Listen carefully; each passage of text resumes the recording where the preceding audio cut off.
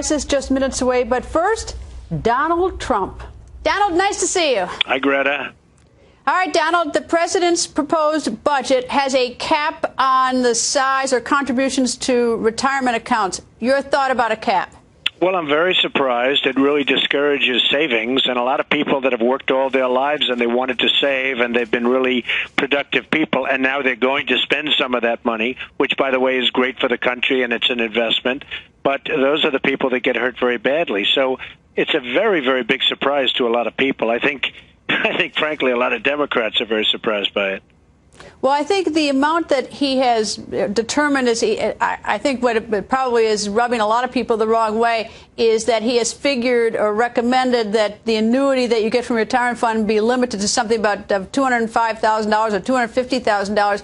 And I think what some people don't like is the idea is that he's determining what is a reasonable amount of money to have in retirement. I think that's what a lot of people don't like as well.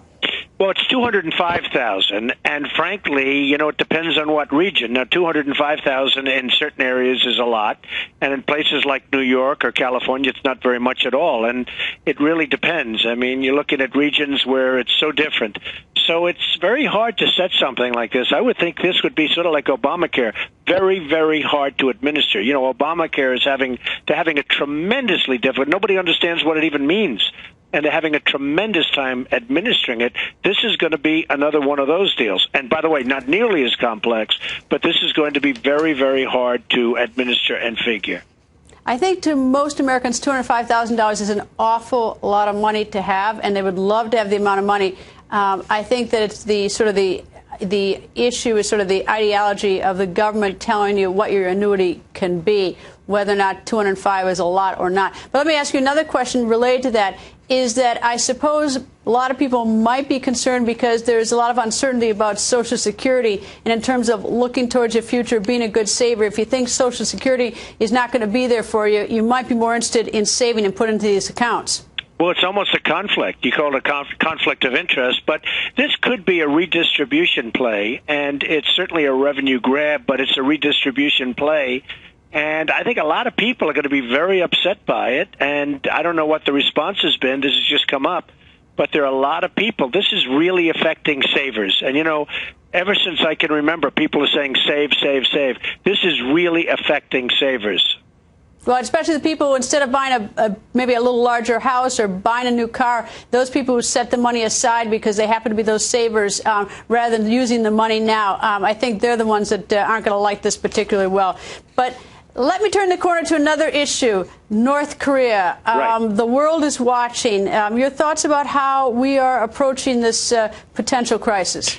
Well, we are no longer a rich country, and yet we're the policeman for the world. And I have partners from South Korea. They're very wealthy, and South Korea is very wealthy. They've signed an agreement with us, one of the greatest signed by any nation.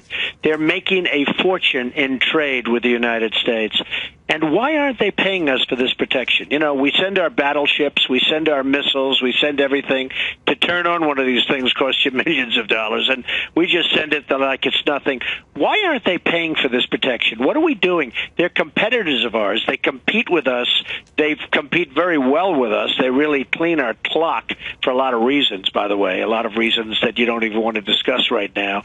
But they have agreements with us, trade agreements, that are so one-sided, and yet we protect them for nothing.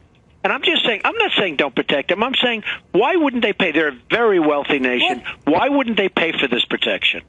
What about the actual way we're handling it in terms of Secretary Kerry has been over in South Korea? We're sort of watching. We've got these missile defense set up a little bit stronger. I mean, we've got Dennis Rodman, who was over there about 2 weeks ago or 3 weeks ago, as being the only one who has contact with Kim Jong-un. Do you have any sort of consideration? And by the way, he loved Dennis Rodman. He loved Dennis Rodman. He's hugging him and kissing him.